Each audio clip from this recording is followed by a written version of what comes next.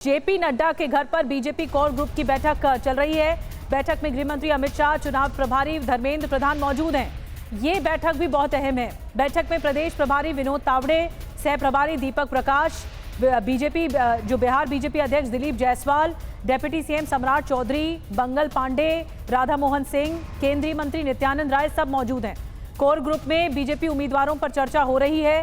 बिहार चुनाव समिति की तैयार लिस्ट पर भी चर्चा हो रही है। बीजेपी केंद्रीय चुनाव समिति की बैठक में अब जो है अंतिम मुहर लग पाएगी। और बैठक से पहले, इस महत्वपूर्ण मीटिंग से पहले बिहार बीजेपी के दो बड़े नेता दिलीप जायसवाल और सम्राट चौधरी ने क्या कुछ कहा है, सबसे पहले आपको ये सुनवाते हैं। लगातार 3 दिन चुनाव समिति का बैठक पटना में हुआ और पटना में हम लोगों ने जो हमारे सिटिंग सीट हैं और जहां पर हमने जीत दर्ज नहीं कर पाया था 2020 में, उसके लिए पैनल यानी सूची बनी है, प्रायोरिटी प्राथमिकता सूची बनी है। और उस पर जो है आज जो बिहार के चुनाव समिति ने पैनल बनाया है, उस पैनल पर आज चर्चा दिल्ली में होना है। आज चर्चा होगी दिन भर और उसके बाद कल केंद्रीय चुनाव समिति में उसको सूची को रखा जाए। सभी पार्टियों से वार्ता लगभग समाप्ति की ओर है। सब लोगों से वार्ता चल रही है और पार्टी के अंदर मंथन चल रहा है। जल्दी सब चीज आपके सामने सर, उपेंद्र कुशवाहा नाराज बताए नहीं, कोई नाराजगी नहीं है। सब ने अपनी अपनी बात रखी। चिराग पासवान खुश हो गए सर? सब खुश है। शीशा मतलब हाथ छप जाएगा। धन्यवाद सर, ठीक है सर। कितने सीटों पे बीजेपी का फाइनल हुआ सर? जल्दी हो जाएगा। कितने सीटों पे सर? सम्राट चौधरी को आपने सुना, डेप्यूटी सीएम है बिहार के, और उनकी तरफ से कहा गया कि सब खुश हैं। बहुत बड़ा स्टेटमेंट है ये। आमोद के पास सबसे पहले चलते हैं, क्योंकि जेपी नड्डा के जो घर आवास में बैठक हो रही है उसके बारे में डिटेल बताने के लिए मौजूद हैं।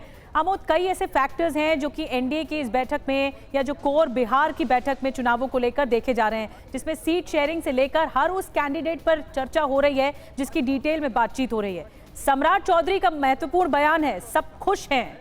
बहुत बड़ी बात उन्होंने कही। क्या वाकई सब खुश हैं?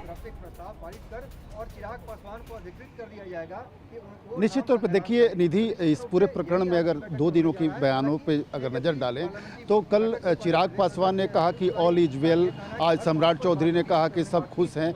इसका अर्थ यह है कि एनडीए में सब कुछ ठीक ठाक है। हाँ, जरूर 1-2 सीटों को लेकर आगे पीछे मंथन चिंतन होता रहता है। और इसी क्रम में अगर बात करें तो उपेंद्र कुशवाहा जो एनडीए के एक महत्वपूर्ण घटक दल हैं, और जीतन राम मांझी जिनको 8 सीट और 7 सीट क्रमशः देने की बात चल रही है, लगभग माना जा रहा है कि फिक्स किया जा चुका है। उनको हो सकता है कि 1 आध सीट आगे पीछे एडजस्ट करना पड़े, और वो आखिरी मोमेंट में आज दिल्ली पहुंच रहे हैं दोनों नेता।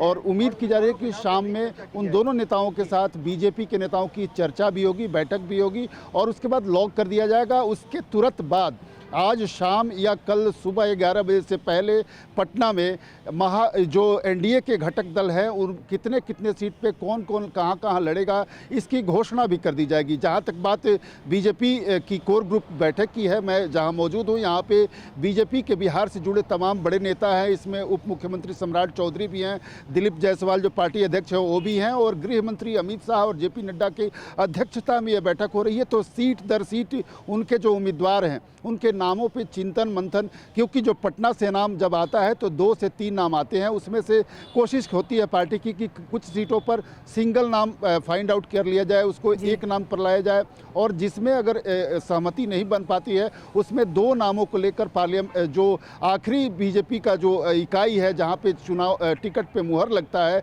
उसको केंद्रीय चुनाव समिति की बैठक जो कल शाम या परसों यानी रविवार को शाम या सोमवार को ये बैठक हो सकती है, उस पर अंतिम मुहर लगेगी और उम्मीदवारों के नाम की घोषणा होगी। उससे पहले कल पटना में 11 बजे से पहले ये बताया जा रहा है कि जो एनडीए के घटक दल हैं उनके सीट शेयरिंग के फॉर्मूले को पब्लिक के सामने रख दिया जाएगा। निधि, बिल्कुल आमोद, बहुत महत्वपूर्ण जानकारी आपने दी कि जो बीजेपी सीईसी की तरफ से जो होगी यानी केंद्रीय चुनाव समिति जो बैठेगी वो आखिरी बात फाइनल करेगी सीट शेयरिंग पर, लेकिन उससे पहले घटक भी मिल रहे हैं, वो भी बैठकें कर रहे हैं।